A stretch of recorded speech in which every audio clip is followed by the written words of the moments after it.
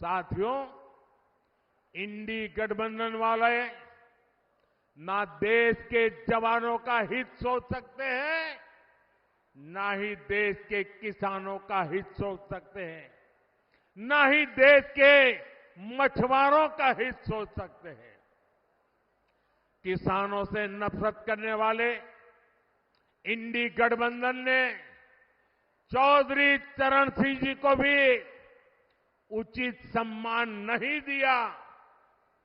जब चौधरी साहब को भारत रत्न पर संसद में चर्चा हो रही थी, तब इंडी गठबंधन ने पार्लियामेंट के अंदर जो किया वो पूरे देश ने देखा है।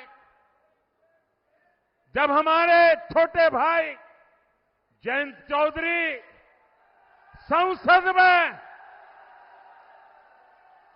चौधरी चरण सिंह जी के भारत रत्न के सम्मान को लेकर के बोलने के लिए खड़े हुए तो उनकी आवाज को रोकने की कोशिश की गई।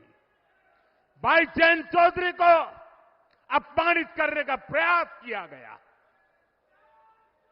कांग्रेस और सपा को देश के किसान, इस क्षेत्र के लोगों की घर घर जाकर के माफी मांगनी चाहिए।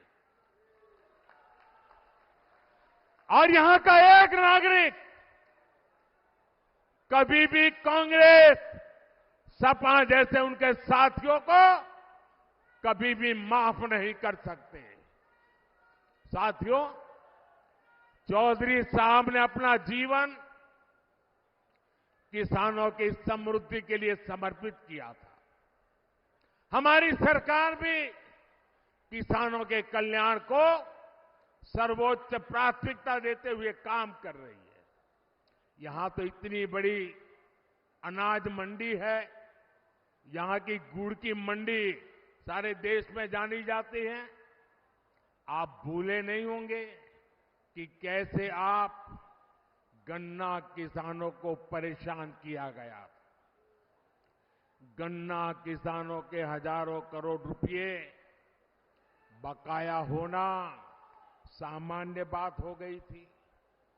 चीनी मिलों को धड़ाधड़ बंद किया जा रहा था, कोड़ियों के भाव बेचा जाता था।